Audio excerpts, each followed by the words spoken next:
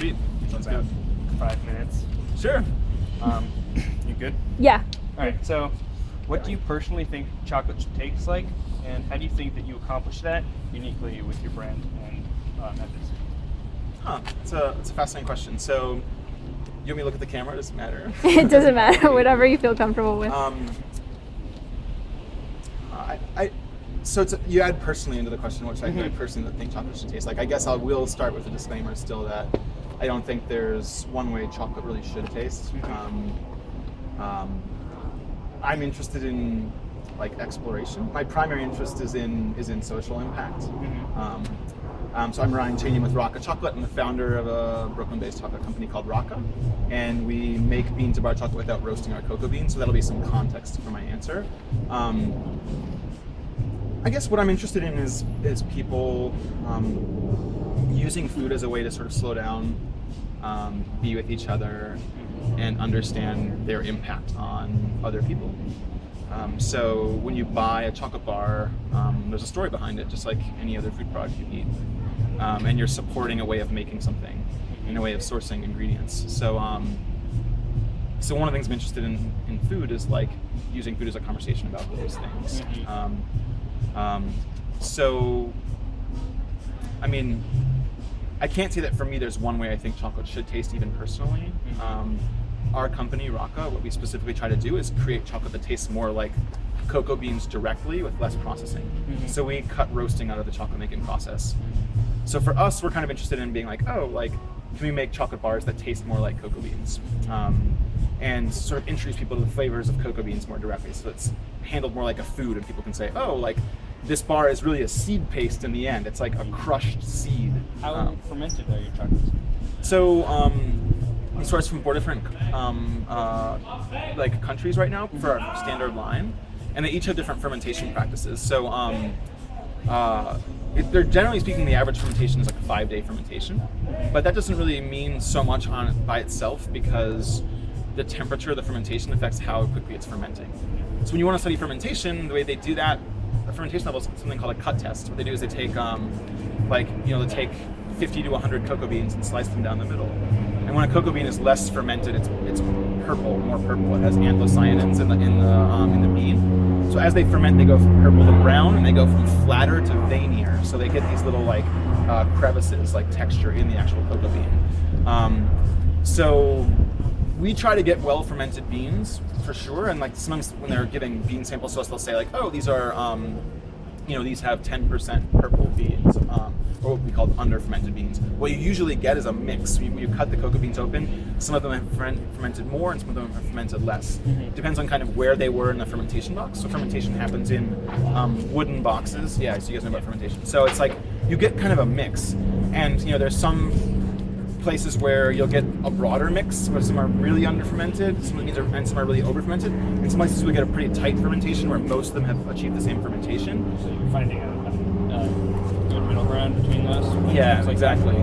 So since we don't roast, we were talking about this earlier, since we don't roast, there's a little bit more of a focus on getting beans that are like fermented in a way that makes sense with our chocolate bars, because sometimes what you can do is through roasting, change some of the flavors in a way that we can't without roasting. So so it's hard for me to give you like really specific metrics on how fermented our beans are, but it definitely is important. So whenever we're sourcing cocoa beans, for example, that's the common thing we do is we get a bean sample and we'll make a small batch with that bean sample. So we'll take like 5 to 10 pounds of cocoa beans, make a little like micro ground like batch, and then figure out whether we like it or not. As a side example on fermentation, recently we went down to Peru. There's an origin there called Pangoa that makes beans that we really loved, but their processes are a little less developed, so they're sort of they're still coming together from an organizational standpoint and understanding their protocols for fermentation. And we got a batch from them from 2014 and a batch from 2012, and we loved both of them. They were these amazing, like cherry character and like this really like this red fruit note that was unlike anything we tried before. We've eaten a lot of very fruity cocoa beans, and these were like really amazing.